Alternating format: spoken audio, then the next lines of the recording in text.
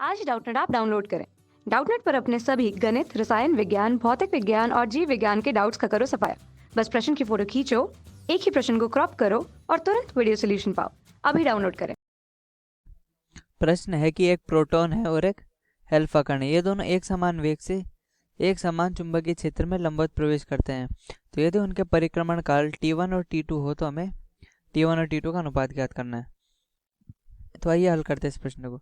सबसे पहले मैं एक चुंबकीय क्षेत्र इस प्रकार बना लेता हूँ कि ये तल के लंबवत हमने एक चुंबकीय क्षेत्र बना लिया। अब एक q आवेश मैं मान लेता हूँ कि एक q आवेश लंबवत इस हिसाब से प्रवेश करता है v चार्ज से और उसका आवेश q है। तो जैसे ही अगर यह आवेश प्रवेश करता है तो हम देख सकते हैं कि जो इस पर बल लगेगा वो इस ओर बल लगेगा, यानी कि इस आवेश पर बल लगेगा इस ओर। तो इस आवेश इस प्रकार से नीचे घूमने लग जाएगा, फिर इस पर इधर इस प्रकार इस पर बल लगेंगे।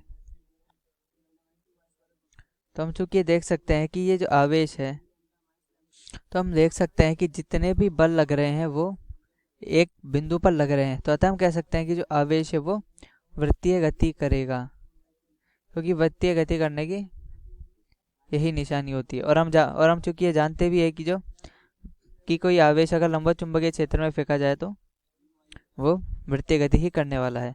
तो इस F का मान हम लिखेंगे QVB।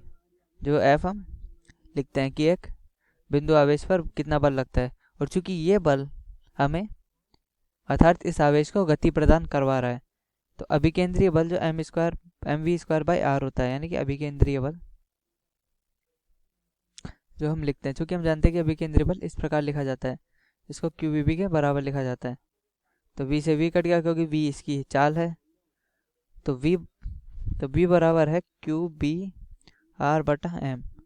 और चूंकि v को हम ओमेगा गुणा r लिख सकते हैं, तो ओमेगा इधर क्या है, कोणीय वेग, यानी कि एक वृत्त में घूम रहा है तो हम कोणीय वेग लिख सकते हैं कि कोणीय वेग क्या होता है।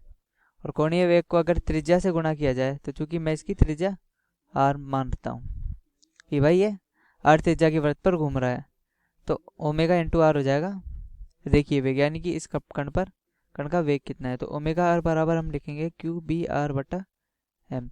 r से r कट गया तो ओमेगा बराबर QB/m। तो अतः आवर्त काल क्या लिखा जाता है, जो परिक्रमण काल है किसी कण का, वो t बराबर क्या लिखा जाता है, ओमेगा/2 पाई, माफ कीजिएगा 2 पाई/ओमेगा परिक्रमण काल 2 पाई/ओमेगा। तो t का मान हमारे पास क्या प्राप्त हो रहा है, वो है 2 पाई m/QB। तो अतः हम कह सकते हैं कि किसी भी आवेशित कण का कोई परिक्रमण काल एक लंबवत चुंबकीय क्षेत्र में इस प्रकार लिखा जाता है। और हम देख सकते हैं कि ये वृत्त की त्रिज्या और जो कण की गति है उस पर निर्भर नहीं करेगा। तो अब हमें प्रश्न में दिया है कि एक प्रोटॉन और एक अल्फा कण है। तो प्रोटॉन के लिए जो T1 है वो लिखा जाएगा 2 पाई m/EB। क्योंकि प्रोटॉन पर आवेश हम जानते हैं कि E के बराबर होता है, जो कि 1.6 × 10⁻19 कूलाम है। और प्रोटॉन पर आवेश E के बराबर है। और अल्फा कण के लिए T2 बराबर 2 पाई m/2EB। क्योंकि अल्फा कण जो होता है वो होता है He2 4 का नाभिक। तो यदि इसका नाभिक होगा तो उसके नाभिक के अंदर हम जानते हैं 2 तो प्रोटॉन है, क्योंकि इधर जो 2 नंबर है ये परमाणु संख्या यानी कि प्रोटॉन की संख्या है, प्रोटॉनों की संख्या। तो इस नाभिक के अंदर 2 प्रोटॉन है, तो एक प्रोटॉन पर आवेश अगर E है तो 2 प्रोटॉन पर आवेश 2E के बराबर हो जाएगा। तो अब T1/T2 होगा 2 पाई m/2 पाई m/2EB। 2 पाई m से 2 पाई m, EB से EB, यानी कि T1/T2 बराबर 2।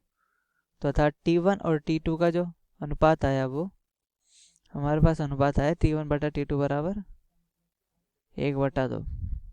अब देखते हैं कि कौन सा ऑप्शन है जिसमें T1/T2 बराबर, माफ कीजिएगा गलती हो गई, ये T1/T2 बराबर 1/2 नहीं 2 है। T1/T2 बराबर 2 के बराबर है। अब देखते हैं कौन सा ऑप्शन है जिसमें T1/T2 बराबर 2 लिखा हुआ है। तो अतः हम कह सकते हैं कि जो बी ऑप्शन है वो T1/T2 बराबर 2 को निरूपित करता है। कक्षा 6ठी से 12वीं से लेकर नीट, IIT, जेई वो एडवांस के लेवल तक 1 करोड़ से ज्यादा छात्रों का भरोसा। आज ही डाउनलोड करें डाउटनेट ऐप या व्हाट्सएप करें अपने सारे डाउट्स 8400 400 400 पर।